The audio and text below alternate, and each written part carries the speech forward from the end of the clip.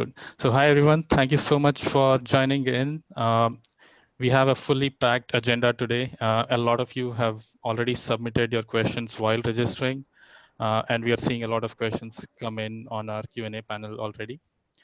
What we are going to do in this presentation is, actually, before we get there, if you can see the screen but can't hear us, in Zoom, there is, you might have to join either via computer audio or dial in to be able to hear us.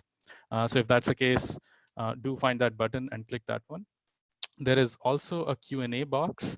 During this webinar, I think you can hear all the panelists, but we can't hear you, which means you will have to send all the questions via the Q&A box.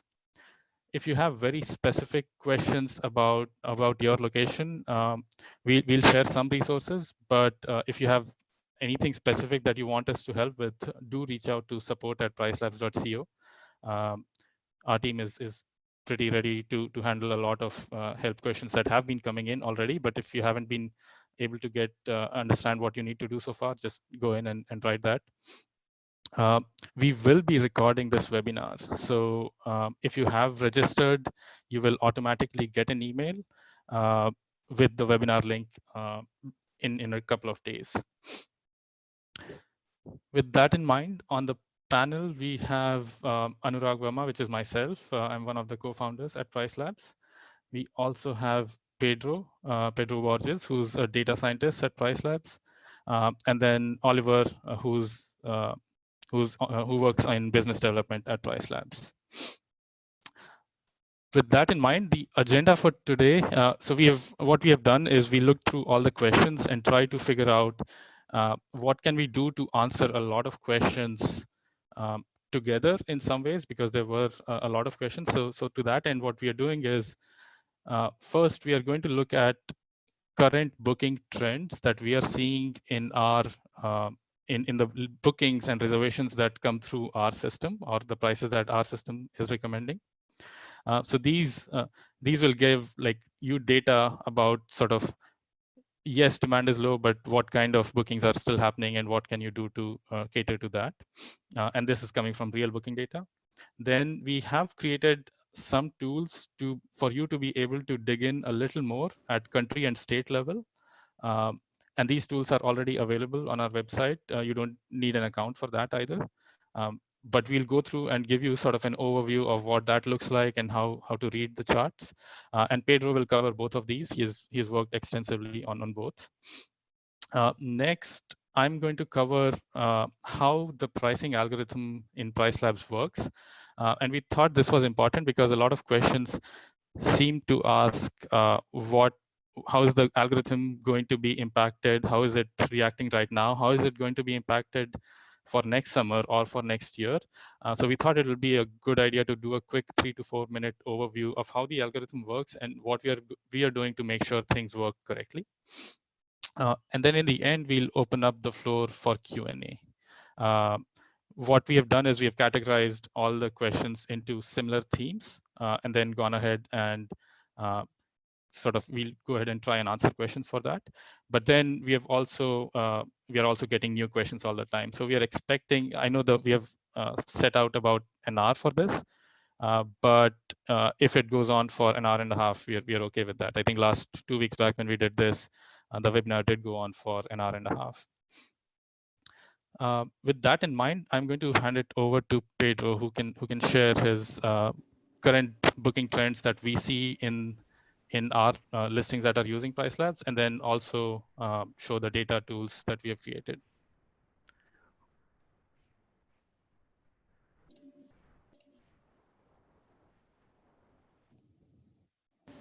Hello. Good morning, everyone. Yeah, so thank you for joining us today. I'll be going through a few data sources that we have about and focus on the impact of coronavirus and how it's impact bookings in general. I'm going to go through 2 data sources, as I've said. One of them is going to be reservation data, and the other one is going to be overall booking data from short-term rentals across the world. So the first part, reservation data, which is the numbers that you're seeing right now, is a little bit skewed towards professional managers. So keep that in mind. but it's a nice kind of overall idea of what's going on since this whole Corona thing started. So what we've been seeing is it's pretty obvious to most people, is that bookings are down in general. So people aren't booking for a few different factors. One is travel restrictions. So if you can't travel, just that's it, right? There's no one's going to book anything. And the other one is uncertainty. So even places that don't have travel restriction have seen decreased occupancy because one is travel comes from other places that are under restriction. And the other one is people kind of have this tendency to kind of stay home if they don't know what the future is going to be. So people just are booking less. So what we've been seeing in general is that new bookings are down by 80%. So what that means is like, so new bookings are bookings at a certain date for future dates. So new bookings today are down by 80%. And then what we've also been seeing is that length of stay is up 2 times. So what does this mean? So length of stay in terms of how the total stay is going to take. So for example, how we're calculating this is if there is a length of stay of a 1 night stay in the future and also a length of stay of 10 nights in the future, the average would be 11 divided by 2, so 5.5. So that would be the length of stay. So this is showing that people are booking longer stays. Anecdotally, we've heard from both media and some of our property managers that there are some people booking for certain things like travel, stranded tourists, and also people who are trying to get out of the city and book some kind of a vacation rental in the suburbs to wait out the travel restrictions. So this could be one of the reasons why this is happening. The other thing that we've seen that's interesting to us is the lead time is down. So I guess overall occupancy is down, and I'll talk more about this in future slides, but lead time is down as well. So this means is the longer lead times are not coming in. So people aren't booking far ahead right now. And like I said, probably due to uncertainty and future travel restrictions. And what the effect is that most travel is coming in last minute. So this is something to keep in mind for property managers when they look at their pace, their booking pace. So you shouldn't expect really far out bookings right now. And if you do get them, that's still great. But keep in mind that occupancy is going to come in last minute, still at those reduced levels, but always last minute. Yeah, so I guess this is kind of the same data that I've talked to before, but in more detail. So what this graph is showing is how are new bookings coming in over time for the whole world. So what you can see here, starting in February 8th, is that there was kind of a constant trend here, and the peaks and valleys are a little bit to do with how people book on weekdays versus weekends. But there is a sharp decline coming in the beginning of March and then stabilizing through late March and then April. So overall, compared to the beginning of February, we're about 85% down in new bookings. So and every day, you should expect about 85% less bookings coming in. And this is a good indicator for future trends. So you can think about this as a way of kind of seeing how the situation is progressing. So as we come out of this coronavirus scenario, we expect these to come up again. We don't have forecasts as to how this will compare to previous years because of the kind of long-term trends that this crisis might cause, but we do expect these numbers to come up as we go out of this crisis and travel restrictions are lifted. All right, so I guess I'll talk a little bit more about length of stay.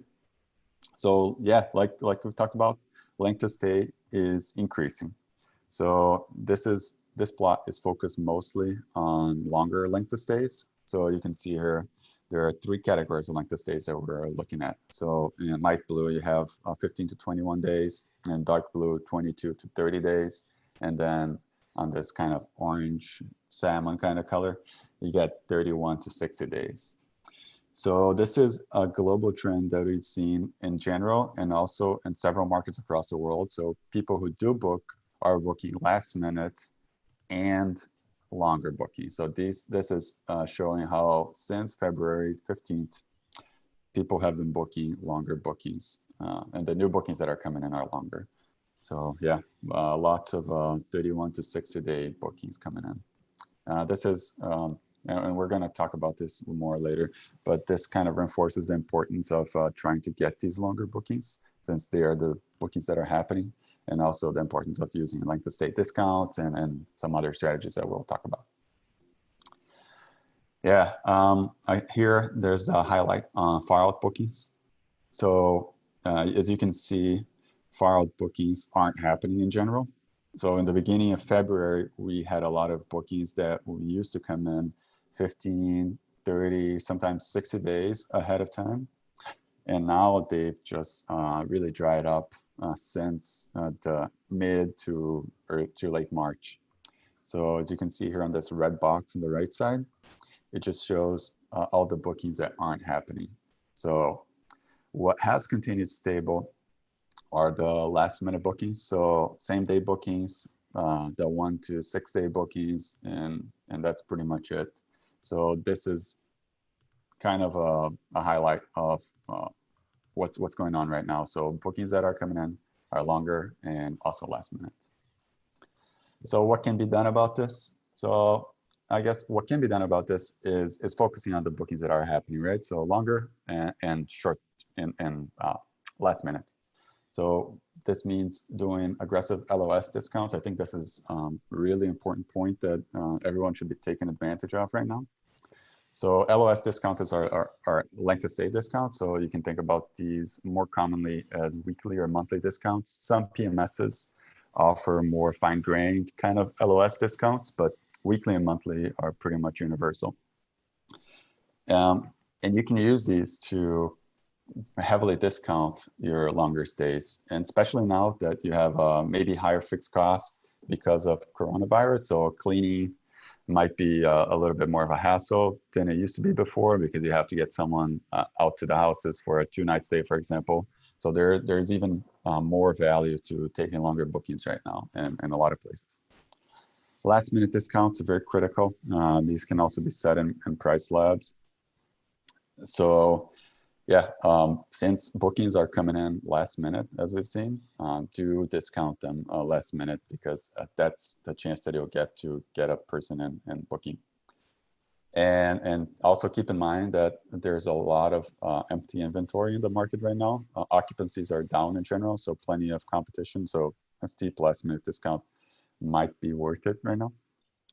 The other one are the two things that you can do that aren't related to pricing, right? So one of them is a flexible cancellation policy. And I know a lot of people have had canceled bookings recently, but since the bookings are coming in last minute, it really doesn't hurt that much to have a flexible cancellation policy.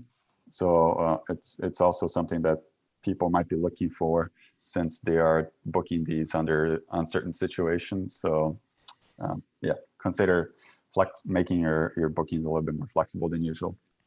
Also, fewer restrictions. So minimum stay restrictions would be one of them. Try and use a length of stay instead of a minimum stay to kind of get those longer bookings. The advantage there is that if you're using minimum stay, people might just not book your listing because it doesn't even show up on the search, depending on what kind of search they have. And then with length of stay, you can still kind of do these incentives to longer bookings, but still show up on shorter booking searches. So I usually tend to recommend a length of stay more than minimum stay, but you can use both together to kind of achieve that optimal strategy. Cool. This is one website that you can go in PriceLabs right now, where we're putting together a lot of the material that we have about coronavirus. And I'm going to go through some of it right now. But if you want a more comprehensive view of what we have to offer you about coronavirus, yeah, go to hello.pricelabs.co/coronavirus. And then one of the things that you'll see is this data. Just get this full screen. Okay, so one of the things that we're offering right now in PriceLabs is this. Peter, we can't see the screen right now. Oh, sorry. Okay, I think I was just sharing that one screen. Let me share it in a different way.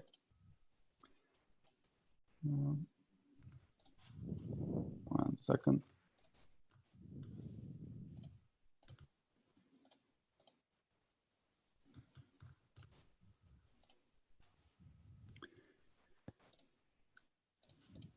Okay.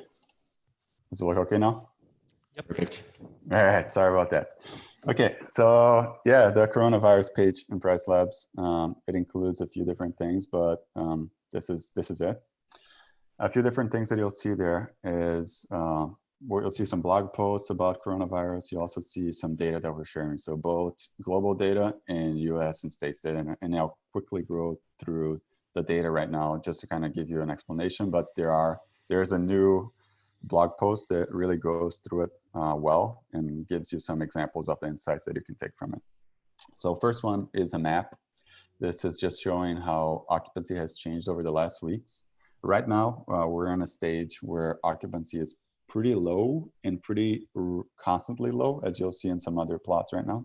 So this isn't as relevant right now, but I think as soon as the situation starts improving, this will all turn green and the numbers will be more representative of the situation. So, and I'll explain a little bit more what I mean about that. And the next slide. So yeah, the next plot, I think it's maybe the most important one here, is how many bookings have come in the next 7 days, or in the last 7 days actually.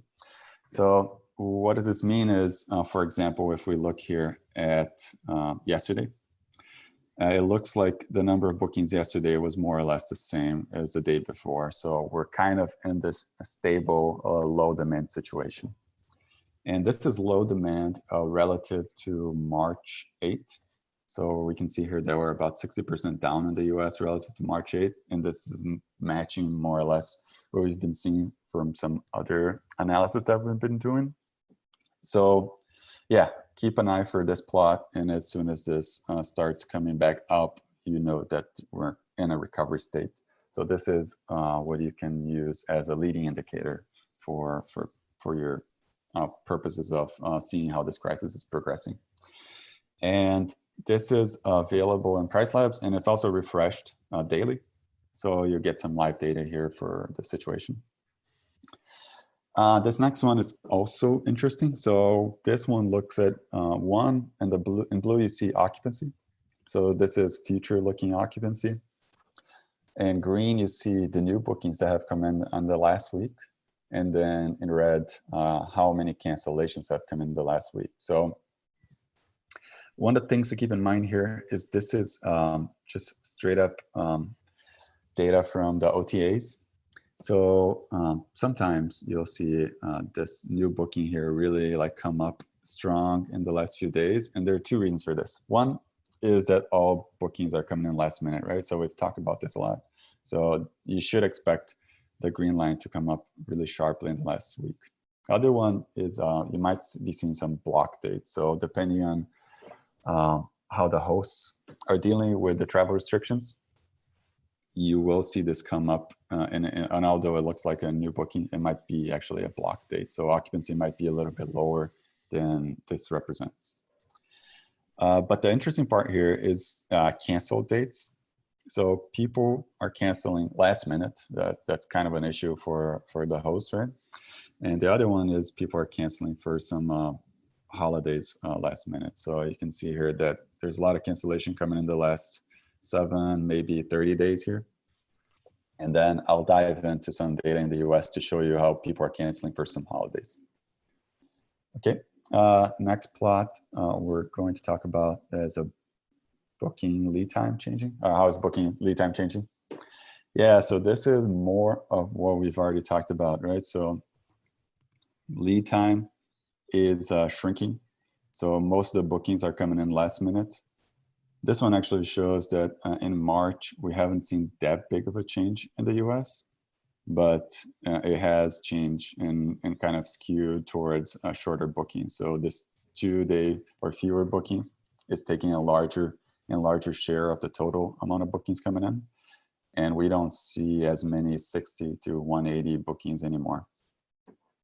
And for all of these, remember that you can select what kind of what country you want. So this is interesting if you're not in the US or if you're curious about how the situation looks elsewhere. So let's just take a look at Italy, I guess, which is a pretty extreme case. Italy, the situation's been developing for much longer than March 15th. So maybe this doesn't show the whole picture, but you can see here the 2 days or fewer bookings represent 60% of all bookings in Italy right now. And so there isn't a lot of travel going on in Italy right now in general, but whatever it is happening is mostly on a short lead time. Okay, let's talk about length of stay. So yeah, length of stay again is increasing. So bookings are coming in last minute and higher length of stay. And this is showing that in the US, most of the bookings are 2 days. 2 days or fewer are like going away in terms of the share of the total amount. And then the bookings that are coming in have a higher length of stay. The other one that you can look at if you're in the US or if you're curious about US data, this doesn't come out right. Sorry, I'm going to reload this page. I think it's the sharing. Okay. Yeah, didn't come out right either. Just 1 second. I'm going to share another one. I think the share is kind of messing up this.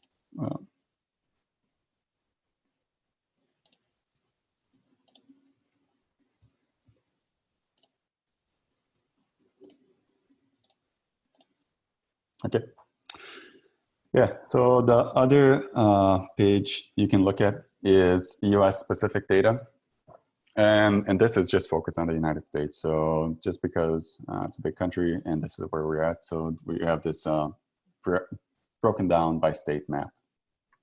So same data as you've seen before. So same map kind of style.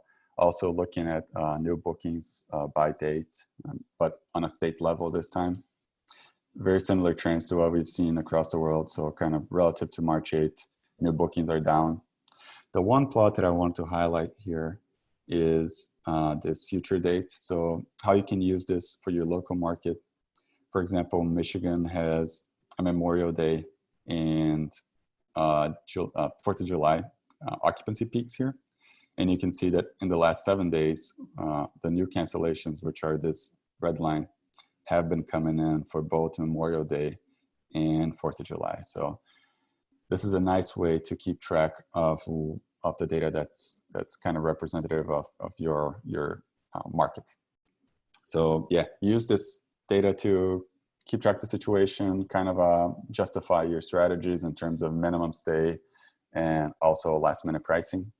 And also to keep track of how everyone else is doing, right? So know when occupancy is coming back up, know if the market is kind of matching what your situation is in terms of occupancy and cancellations. But yeah, that's kind of all I've got. And now I'm going to pass it on to Anurag.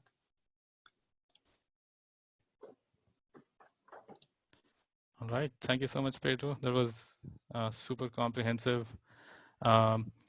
I saw some questions on the chat about what kind of bookings are included, what are excluded. So the first data, I'm going to quickly answer that one before we jump into the algorithm piece of it. The first set of data that Pedro showed, that was real reservation data. And there we took reservations that were not owner bookings. So we are generally seeing that these trends about LOS and lead time are holding true with real reservations and not just blocks or owner bookings and things like that. The second set of data is an estimate. It's based on scanning different OTAs. But what we have seen generally is one, we try to get rid of, I mean, we have our own systems to try and remove blocks. But even if they do come in, we have seen that most of the trends we saw matched our real reservation data pretty well. So it might not be an absolute, like don't look at the absolute numbers as much, but look more for trends in that data to see how is the market moving. We've designed these tools more to be indicative of like when major trends are changing or when bookings are coming back up and things like that. So with that in mind, I wanted to quickly go through what kind of how our algorithm works, like the very basics, and then also what changes we have done to the algorithm in the recent times to account for what's happening. And lastly, to be able to answer questions around like how will this affect pricing uh, for the summer, for next summer, and things like that. So dates that are far out and nobody knows what's going to happen. So very quickly, if you're using PriceLabs, and I think most of us on this are already users, in PriceLabs, for every listing, we start off with a base price. So this is sort of the biggest input that you provide us. We try to estimate a base price for you based on sort of your existing rates and reservations and things like that. But then this is a fairly important input that as users you provide us, because you know your properties better than anyone else in some ways. And we provide feedback in terms of the red, green, yellow signals to say, hey, when might be a time to change it or adjust it. And we also in base price help you see data of your own area to see how are other people pricing it, are they performing better, and things like that. Now, one of the things that we added recently, just a quick overview of that, is you can now also do seasonal based prices. So we already account for seasonality, but if you want to do more, then you can apply seasonal based prices. Now, regardless of which kind of base price you start with, we first apply what we call seasonality. And this seasonality is estimated by us for your region based on historic information. So we've been scanning data from different OTAs over the years to find out year over year what are the broad seasons. And we don't have seasons that are steps. So all of summer is not going to have one seasonal factor, and then all of October has one, and all of November one. It's very it's a smoother curve than that, because we have generally seen, like, it's not like when October 1st comes in, demand just drops off or bumps up. Things generally tend to move gradually. So what you'll see is if you have your base price at 100 in high season, or if you are in a place where July is high season. So I'm giving an example here. The price might go to 132 and so on. The next thing we add on top of it is day of week adjustments. And these day of week adjustments are much more localized. So the seasonality is based on region, but day of week adjustments are actually based on a very specific neighborhood. And this is important because you might be in the business district where there is a lot of business travel in normal times, where in the same city, the day of week trends are a little different from a more touristy part of the city. The next thing that we add on top of it is events and holidays. And the way we track events and holidays are by looking at future dates and saying, based on other listings in your area, what do we see as dates that are more occupied than normal given the season they are in? And it's very similar to the slides, to the data Pedro was showing. So for example, in Michigan, he was showing that Memorial Day, which is in late May, was already booked more than others. And right now, it's quite possible that all of those will get canceled. And we'll talk about more about how we have dealt with that.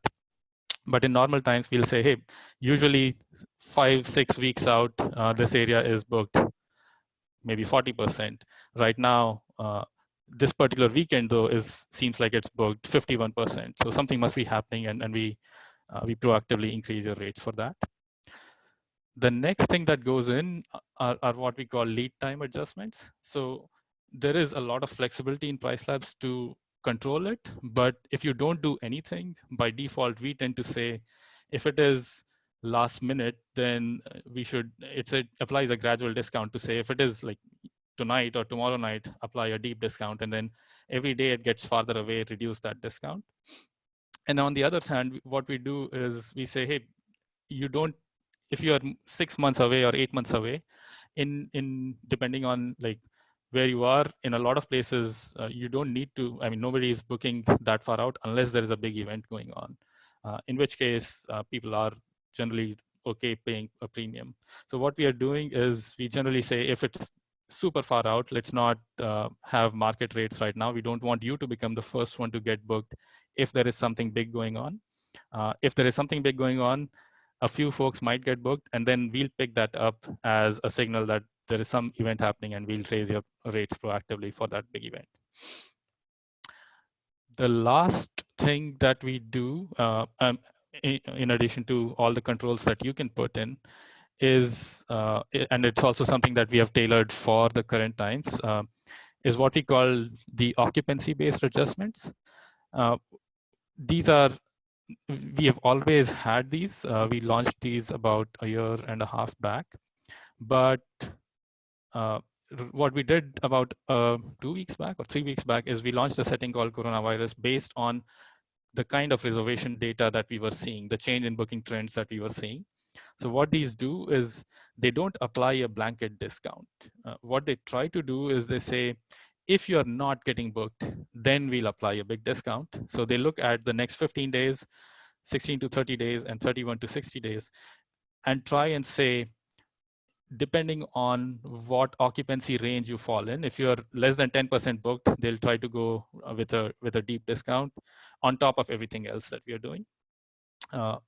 But there are places that are actually getting booked, or your location might not be getting booked but for whatever reason, maybe your one of your properties is getting booked. In that case, we don't want to start discounting that one. So it's very reactive in nature, in that it will only discount if you're not getting booked at all. The other thing this helps with is, if you'll see, it goes out till 60 days out, so that outside of 60 days, we are right now saying, let's not change the prices, because we don't know once this gets over how this is going to play out. We don't want to change your rates, either increase them or decrease them. There are enough people saying that for the rest of the year, the demand will be depressed. And there are also some people who are saying um, that demand will rebound very sharply, because people have a pent-up demand for heading out of their homes.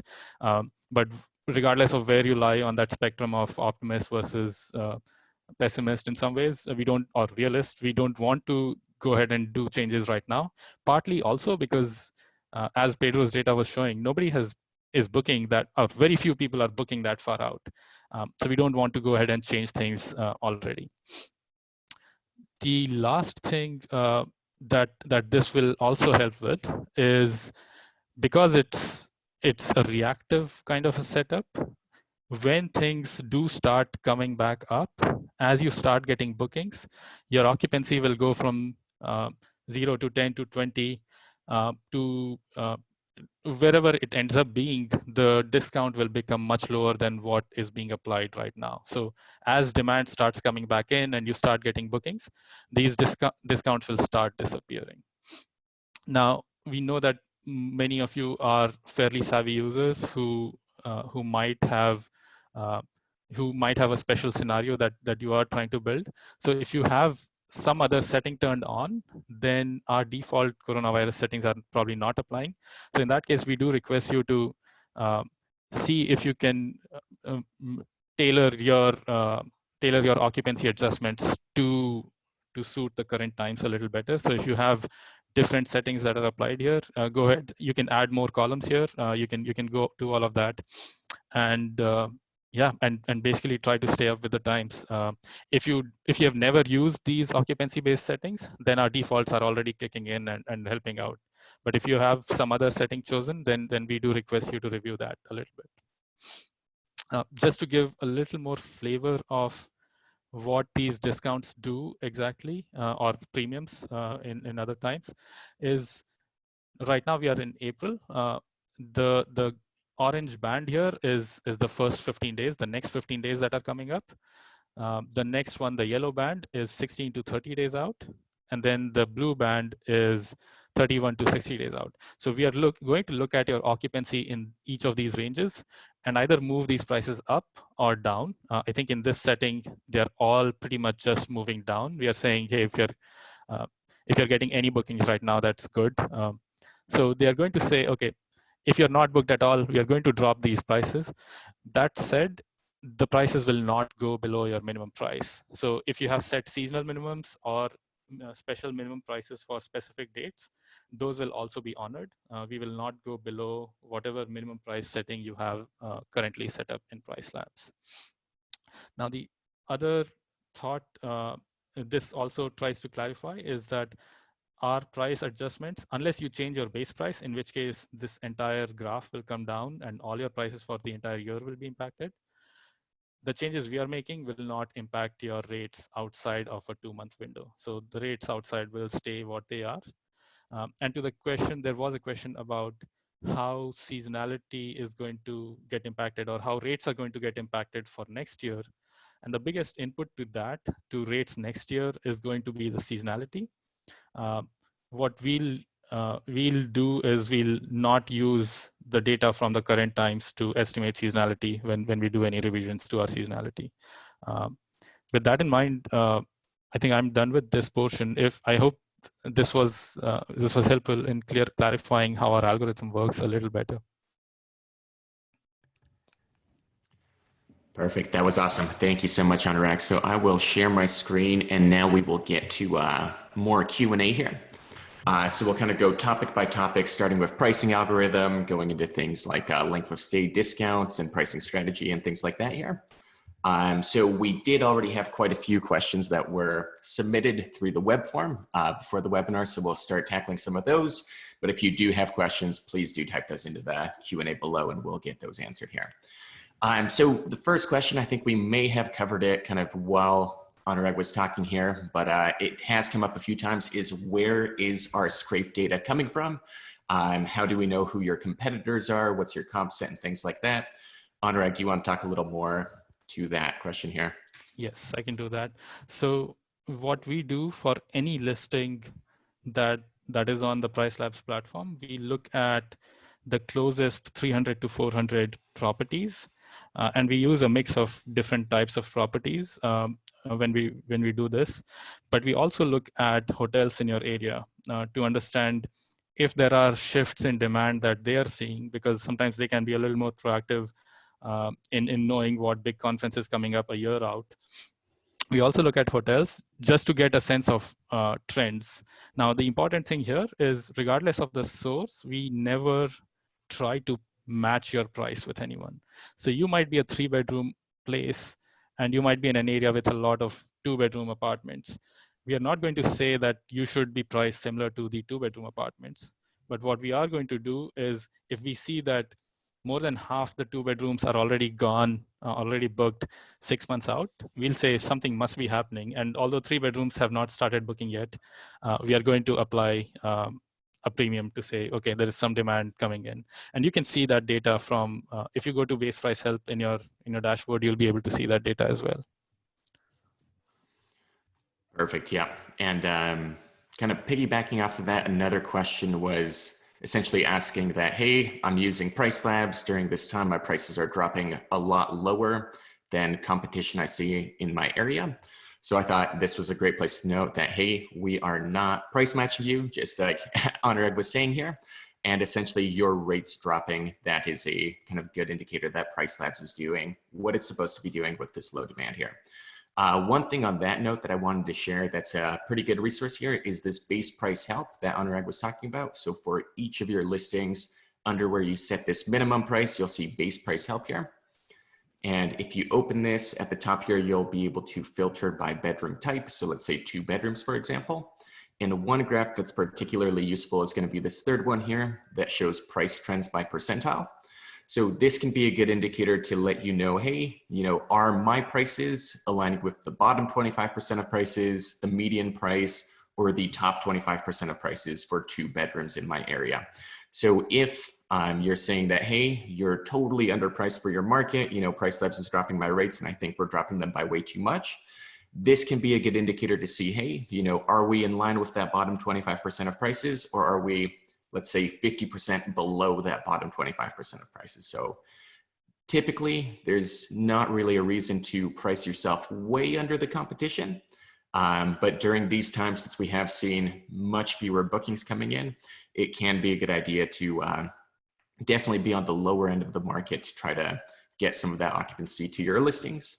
And then additionally, this occupancy trends graph at the bottom here, another great resource for seeing what percentage of 2 bedrooms are currently booked for all upcoming dates in the calendar here. So you can see last minute, we're bumping up to about 40% occupancy in this market, but then that sort of starts to pitter down towards the end of April here. And then the summer months, we're seeing some cancellations that clearly didn't come in yet. Perfect. Next question that we got a few times revolves around how quickly does PriceLabs adjust to market trends, and how often do we update rates? I know a lot of users are particularly worried just with all the rescheduling of events going on. How quickly we'll pick up on the demand for those rescheduled dates later in the year, and kind of what can you do proactively to make sure you get great rates for those dates here? I can take that one. So usually, not usually, even right now, our rates update every day. We are tracking the demand data in the area to figure out what dates are booking more, what dates are booking less, and things like that. One of the things we are seeing happen is there are events that were coming up in the next month or two that have been canceled, but people haven't canceled their bookings yet.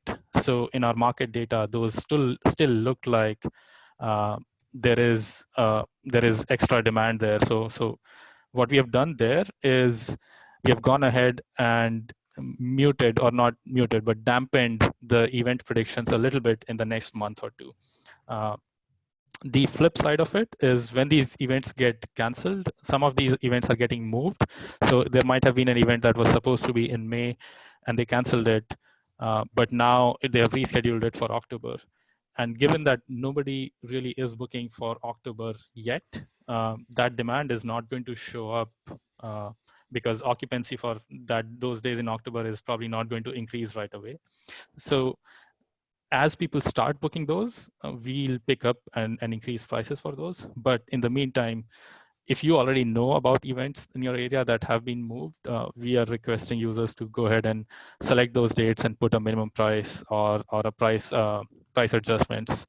And Oliver can kind of show that right on his screen here. Totally, yeah. So if, for example, you know that an event was rescheduled to this weekend of September 25th to the 27th, you can either go in on the listing level here, click and drag, and set a minimum price here. So you know that since it's an event date, you're charging at least 250 here. And then alternatively, if you want to do that for a group of listings or all listings under dynamic pricing, customizations, you can use this update overrides button here, and then simply select any dates in this calendar and set that minimum price as a % change to the base or a % change to the standard minimum that you have set for your listings here. Perfect. So that was most of the questions we got about the pricing algorithm. So we'll go into some pricing strategy now. A question came up is that, we've definitely talked a lot about how you should be pricing your listings now, what discounts you should be using, what customizations you should be using, but what should users be doing when they see signs that the pandemic is ending, that markets begin to recover, that more people are booking? How should they adjust their rates going forward there? I can take this one as well. So one of the things we are doing is, the tools that we have made public, we're also monitoring those ourselves fairly regularly to understand when things are beginning to pick back up, so that we can then remove some of those things that we have added on just for this very, very low demand period. As hosts, it would be very useful whenever this demand starts picking up to monitor and be very proactive in changing your settings or rates in PriceLabs, and also just monitoring the tools that Oliver was showing about base price help. It shows data from the closest listings in your area, so you'll be able to figure out if others are beginning to get booked already. Maybe you haven't seen demand, but maybe others have, in which case that would be a useful thing to know. Also, what kind of rates are others charging and things like that. So our algorithm, when things come back up, our algorithm should automatically pick those things up. The adjustments we have made already account for those. But it would be super helpful to also be very mindful of what's happening in your area so that you're on top of things. Again, the occupancy adjustments that I was showing a little earlier, those are also tailored so that when demand starts coming back to normal, that prices also will start getting back to normal automatically. Definitely, yeah. So just so everyone knows, to set up this coronavirus profile with the occupancy-based adjustments, you would just go under customizations here in the bottom left corner, click edit, scroll down to the occupancy-based adjustments here, select coronavirus, and then that's the profile there just for reference. So you can see as your occupancy picks up, we stop applying those discounts here. Oliver, to piggyback on that question, I see a question just came in about if you lower your base price to optimize for the current conditions, that would mean that far out bookings will also have that reduced rate. That is correct, and which is why we are not asking users to reduce their base prices. Instead, one, if you use these coronavirus settings, that will automatically change your prices or move the prices down. The other things you can do are date level overrides. Oliver, if you can pull up date level overrides. So in this case, for example, the minimum price for the listing is 100, and then the base price is, minimum price is 50 and the base price is 100. Now, if you go to the date level overrides, in the fixed price, the first column, if you choose a percentage of recommended price, and if you put in a -20 here, then that would effectively do the same thing as if you were to reduce the base price by 20% for those dates. The other thing you can do is the minimum price right now is 50, which is going to apply to all dates, but you can go ahead and say, for the dates that I have chosen, I want the minimum price to be 40. So that way you are holding your settings for farther out, but for the month of April and May, you can still apply some special, if you want to go above and beyond what we already are doing with the occupancy-based adjustments, you can use these to further fine-tune your rates for just the next 2 months instead of impacting everything beyond.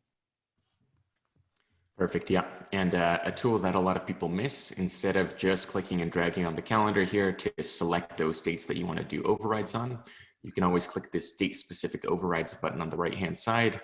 Then in this calendar, simply select those longer date ranges. So let's say you want to go through the end of June. You can apply these different fixed, percent changes on recommended price, or change that minimum price for a 2 or 3 month period here, which is quite a bit quicker. Perfect. Next question coming in is about whether it's better to decrease your base price or to set length of stay discounts here. So should users essentially be incorporating their length of stay discounts within the base price, or should that be a different figure here altogether that they're using? I can take that. Yeah, so I think like to Anurag's point, it's very different, right? Doing length of stay discount and base price. So base price, if you reduce base price, you're reducing base price for your whole calendar. And if you're doing length of stay discount, it only applies for the stay that has length of stay above a certain number. So they're serving two different purposes. And so I think for this situation that we're in right now, this is, if we consider this to be like a temporary situation and you're just looking to get those longer bookings, I would say just use length of stay discounts instead of lowering your base price. What that does for you is you're not reducing your prices for your whole calendar. So maybe if your calendar is open for the next year, maybe a year from now, you don't want to offer those short stays at a lower price. So that's good. So don't reduce your base price, but instead you just want to discount bookings of 15 days or longer, because that's all you can get right now. So yeah, I would say just go with length of stay discounts. I think length of stay discounts are a great tool right now. Quick addition to that, if you're using length of stay discounts, the prices that you see in PriceLabs are daily rates. So for daily rates, the minimum is going to be 50. But suppose for the rest of April, the prices are sitting at 50, which is your minimum. These are the prices we'll send to your PMS or Airbnb. And then the length of stay discounts will apply on top of this price. So if you have a weekly discount of 10% or 20%, then your weekly, if somebody books a longer stay, instead of 50 per night, that might come in at 45 or 40 per night, depending on your discount. So that's, it could be very useful, but also something to be mindful of. The other question I saw on this theme was, what kind of length of stay discounts? Like, how do you think about what discount percentage to apply for longer bookings? What we have seen is in normal times, our customers would usually do a 10 to 20% discount for weekly stays and a 20 to 30% discount for monthly stays. And that was during normal times. And the thought, when you try to think about those discounts, the way we tend to sort of quantify it is to say, in a normal month, how many days, regardless of how well you do things, there are times when you are going to have days that go unbooked. So how much do you end up getting booked in a normal month? If it is out of 30 days, if it is sort of 25 days get booked, then you can say, okay, so it looks like if I only take shorter bookings, I'm going to, on average, get booked 25 out of 30 days, which is 83%. You might then go and say, okay, if I can give a 17% discount or 20% discount, and instead of all the short stays trade in a longer stay, then I pretty much end up getting the same money and have fewer operations, fewer cleaning, fewer turnovers, and everything. So that's how people usually think about what kind of weekly or monthly discounts to put in. Now, this was during normal times. Right now, you're probably not getting 25 days booked in a month. You're probably getting much fewer with shorter stays. So what I've heard anecdotally is people doing 40, 50% monthly discounts to pretty much get these long bookings in. Like Pedro said, getting cleaners right now might be difficult. Cleaning costs have increased. So it might be beneficial to get these long bookings to try and sort of cover, to make whatever you can to get through this period in some ways. And then same thing with weekly discounts, like instead of 10 to 20%, go a little more aggressive, because right now with the demand being so low, you're probably not going to get all the 7 or even 6 days booked in the week. So it might make sense to try and really, the trade-off there is empty days in the calendar versus getting booked for 7 days in one chunk, or 30 days in a chunk. Perfect. Yeah, and with that, since we're talking about length of stay, there's also a lot of questions coming in about where you can set your length of stay discounts in PriceLabs. And that's something that we've been getting a lot of questions on currently. That is only a setting that is available if you're connected to PriceLabs with 4 specific PMSs, so 365 Villas, Lodgify, MyVR, and Rentals United.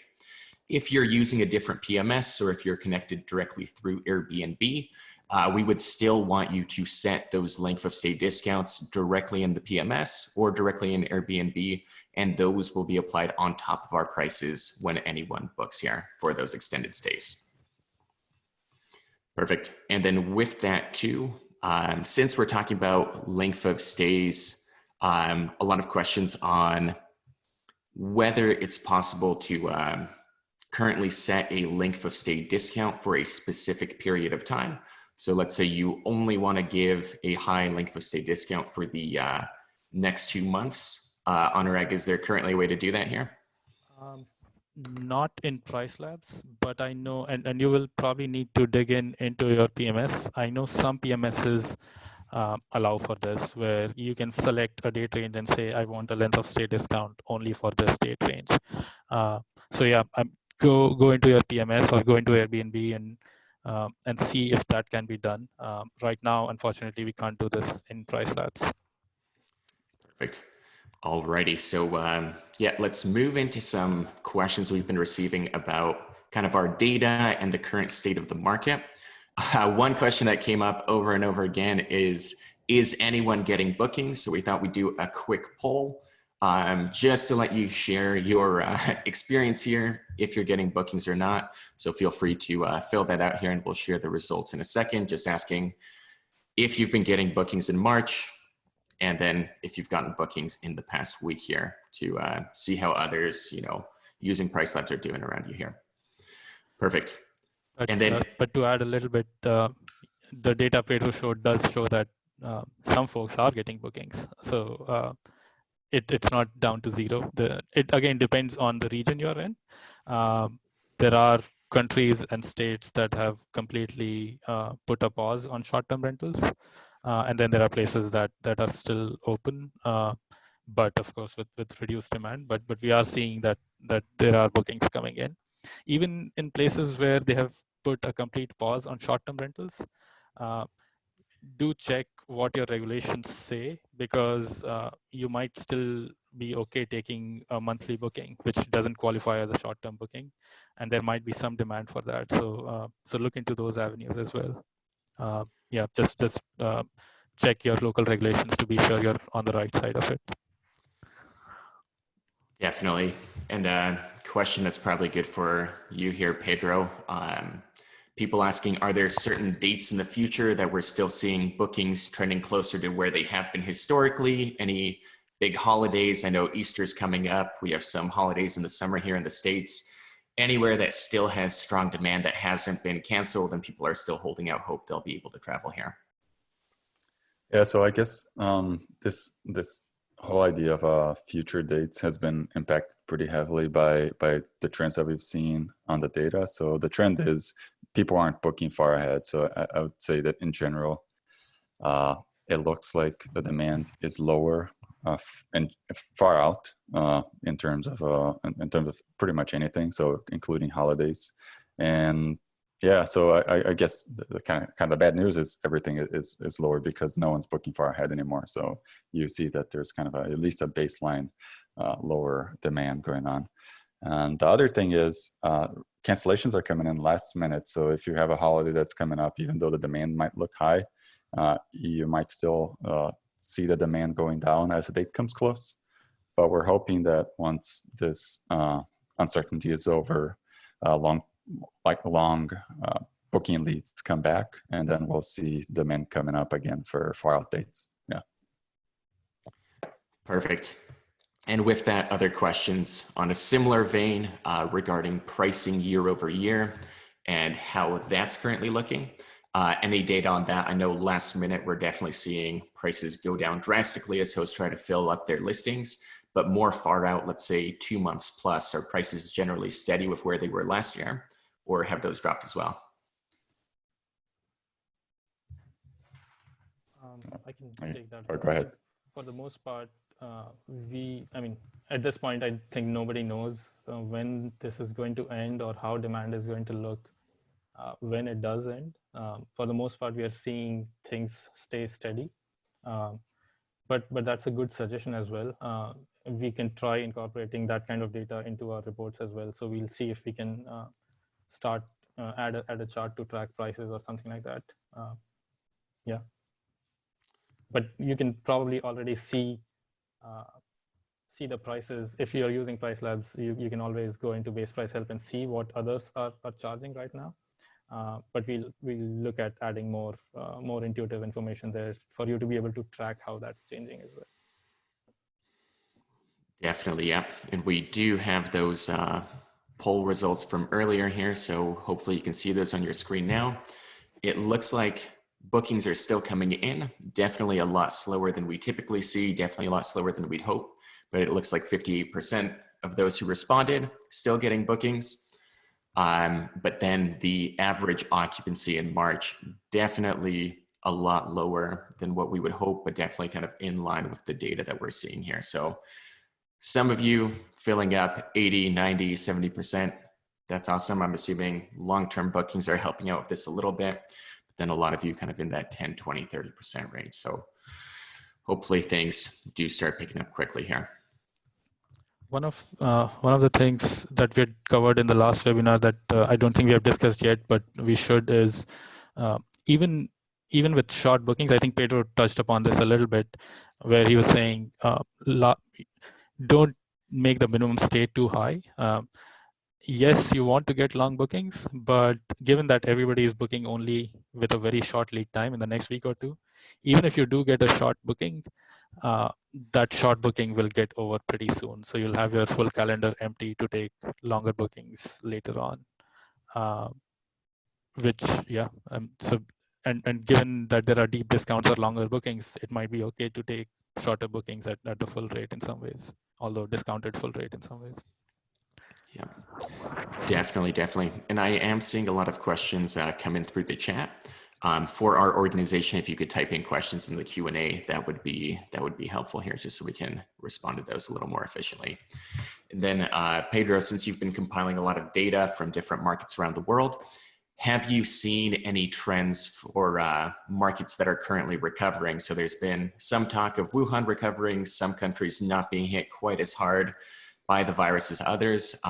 Any trends to share there, or is the data kind of murky still? Yeah, like unfortunately, we don't have like a really strong presence in China. So our data for China is not the greatest. So I can't speak to Wuhan specifically in terms of the recovery in the tourism industry. But I guess the closest I can get to that is maybe France and Italy, which are still kind of in a bad situation in terms of restrictions. So yeah, you haven't, even though the whole infection situation has been getting better, which is I guess the most important part, the restrictions are still in place. So tourism hasn't rebounded yet. But I guess that's one key takeaway that we've seen is that so there's been a lot of effort to try and correlate number of infections with prices and that kind of thing. I think that's a little bit of a challenge. I would be looking mostly at the travel restriction in terms of policy to see, and that's what impacts price mostly from what we've seen. So yeah, so since that hasn't changed, we haven't seen the rebound yet. So I guess that's my final answer. I guess, sorry for the long-winded one. Yeah. I have, so there was a related question that I think ties in nicely here. And that said, I can't remember who the question was from, but they were saying that it was somebody in Spain who was saying their location, like more than half the tourism that they see in their location comes from the US. And which ties into what you were saying, Pedro. Even if when Spain recovers from it fully, it will depend a lot on how other countries have recovered, especially if you depend a lot more on foreign tourists. Now, one thought that's been doing rounds generally is that cross-country tourism, not across the border tourism, not terrorism, oh my God. Tourism across borders is probably not going to pick up as quickly as domestic tourism. So it might be useful to do a bit of effort on marketing or how what your listings title says, to also be able to attract domestic travelers more than international travelers. We have seen, and it depends location to location, but the tools that Pedro was seeing, when I was trying to play around with those, we see a dip in demand pretty much across the board.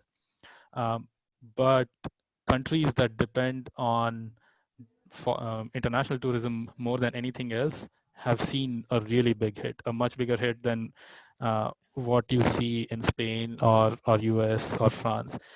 So if you pick Malta or Jamaica, which are island nations where all their tourism depends on people flying in, there it's not 80-85%, there it's 95% of the demand is gone in some ways.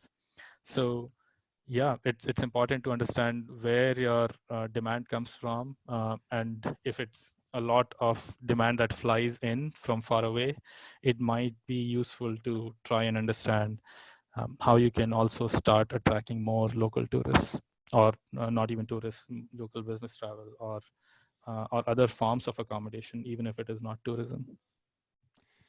Definitely. And with that, I mean, if we've been seeing a lot of bookings coming in from medical professionals, people booking to have an office space to work out of, family members quarantining away from other family members, so different things like that. So I'm sure as the restrictions begin to ease, we'll have more people moving within the country here. And if you do have any questions about your specific market, those tools that Pedro showed at the beginning, great resource. And then, as we've been saying, the base price help, another great resource for looking into that. Then another question came in here regarding cleaning fees and minimum prices and kind of what our suggestion is with cleaning fees. So we've definitely heard from a lot of hosts that cleaning fees have gone up. I mean, there's an added cost, there's fewer cleaners. People are a little more hesitant here. So have we seen any trends in terms of cleaning fees or any anecdotal information for what others have been doing in this regard here? I can take that. I guess we haven't done a lot of tracking for, we track the data, but we haven't done a lot of analysis for cleaning fee recently. But I guess the general recommendation is to match your cleaning fee costs with whatever you charge on the Airbnb. And the reason for doing that is that it allows you to explore those LOS discounts a little bit better. So it will make your calculation of LOS discounts and where the break-even point a little bit easier, and you can kind of spread out that cleaning fee, even if it's higher, by getting a longer stay. So I think that's my final answer. Yeah. Perfect. Yeah. Yeah, and in general, we tend to say the cleaning fee should not be used as a price lever. It should just be, if it costs you $100 to do a cleaning, then charge $100 as a cleaning fee, and then that way you have a little more leeway in what you set as your rates, and a little more flexibility in going up or down there. Definitely, yeah. In that case, you're accounting for those fixed costs. Perfect. Great. So talking about length of stay now. So a lot of people are saying, hey, would it be worth it to essentially turn my listing into a long-term rental with all of the uncertainty about how long this pandemic will kind of keep going, how long travel will be restricted to a degree? Does it make sense to just pop your listing on Zillow, Redfin, and just take a tenant for the next 6 months? Any thoughts here? Yeah, I mean, I've heard people doing that. I've heard analysis from different sources that is saying there are more places showing up on Zillow than it's normal for the season in some sense. So it definitely looks like people have started doing it. And it might be worth a try. The only thing I would say that you might want to keep in mind there is if you want to do it, then do it soon, because although so it looks like for long-term rentals the supply is going to increase if more people do this, but I'm not sure what the demand side of that is going to look like. So yes, a ton more listings might go on the long-term market, but then is there demand for those long-term rentals in wherever you're located? So just be mindful of that, and it might not hurt to just put it on and see what kind of response you get, right? Like given the situation right now, it might be useful to explore all avenues to make sure you can get through this period. Definitely. Yep. Out of personal experience, I know a couple of the listings I'm managing, healthcare workers have booked them for about 2 months, let's say, but most kind of inquiries we're getting, people are saying, hey, would you be open to a minimum of 2 months, and then we will likely extend into the future. So a lot of the inquiries you're getting from the OTAs could end up actually being longer bookings kind of going forward here. And we do have some questions coming in about our thoughts on certain travel restrictions, when they'll be lifted, our thoughts on, will hotels continue to be allowed and things like that. Unfortunately, I don't think we have too much insight to offer here. We're not exactly specialists in those regards here. But then we did have another batch of questions talking about kind of our predictions for the future of the vacation rental market. I know we don't love giving future predictions since this is just such a time of uncertainty. But one of the questions was, what do we expect to happen to prices kind of in neighborhoods around the world as travel restrictions get lifted? So do we think that just the announcement of travel restrictions being lifted, will that increase prices? Will that keep people from dropping rates, or will it purely be a supply demand kind of equation here? Yeah, I mean, it's very hard to say. It's going to be a supply-demand equation, and uh, we don't know if travel restrictions do get lifted off, how willing people might be to travel. It's such a it's also a psychological thing. A lot of people might say, "Hey, I'm just the governments might have removed the restrictions, but I don't want to take personal risk." And then there might be the flip side where people would say, "Hey, I'm just waiting to get out of here anywhere." So we don't know which one of those is going to pan out and in what capacity. So it's going to depend on supply and demand, how summer pans out and how fall pans out. Definitely. And then, yeah, so all of the expectations on will rates normalize within the year. I mean, that's purely going to be dependent on how the pandemic ends up playing out. So we can cross our fingers that things get better soon, but we really are not health experts here and have no great predictions on that front here. Perfect. A question coming in here about kind of specific pricing settings. So we have, of course, the minimum price, the base price, and the maximum price. Does our minimum take into account any length of stay discounts that someone might set, both in PriceLabs or on the OTAs themselves or the PMSs there? Or can prices kind of go below that minimum if those length of stay discounts are applied? Right. So the nightly prices will not go below the minimum, but after the discounts are applied, after the weekly and monthly discounts are applied, those might go below the minimums that you have set. And there was another question related to that one where a lot of you also, in addition to using the minimum base and maximum prices at for the entire year, a lot of you also use seasonal minimum and base prices. And in that case, whenever you have seasonal minimum prices or seasonal base prices, for that season, those replace the whatever other minimum and base we were using. So the answer holds true there as well. So if your minimum price for summer was 200 and then for the rest of the year was 150, then the daily rate for the summer won't go below 200. But with the weekly discounts, they might go below 200. Perfect. Great. And we are kind of approaching the end of our time. I know this was a 45-minute webinar initially, so we're kind of going double time at this point. So if you do have any kind of specific questions we weren't quite able to get to at this time, please do send those into support@pricelabs.co, and then we will gladly take a look at those. Any questions that are still remaining in the Q&A, we'll go ahead and send you kind of a follow-up email here just to make sure you have your questions answered, but we want to make sure that we're always available for you here.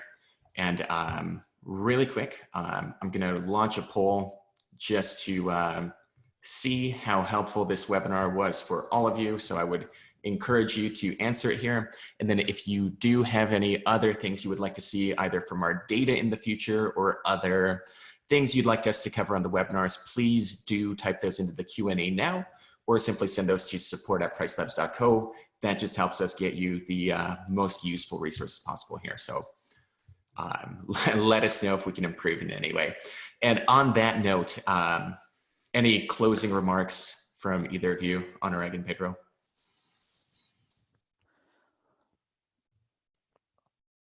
I can go first, and I think Pedro can add in. No, I mean, I think we have covered a fair amount of topics in this webinar, but there is always new things happening in the market.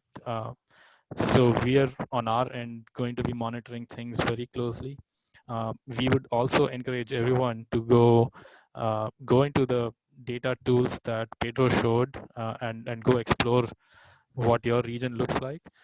Those charts are right now at a country and US state level, but we are right now working on a few new tools that you'll be able to use to get much more localized data.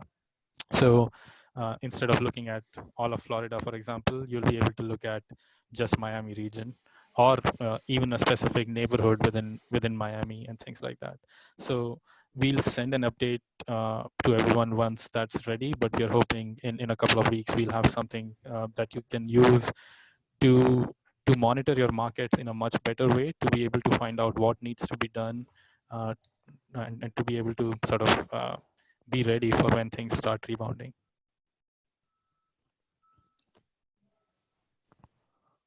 Cool. I guess I'll come in.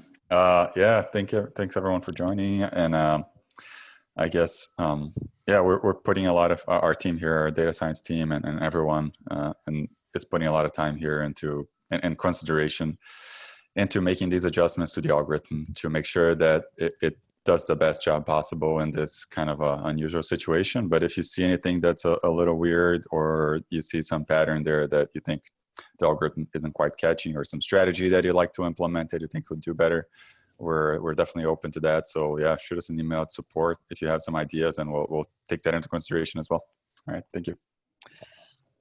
Perfect. Everyone, thank you so much for joining. Anurag and Pedro, thanks for sharing so much insight. And we will be sharing a link that will give you a recorded version of this webinar in case you do have anything you want to look back on.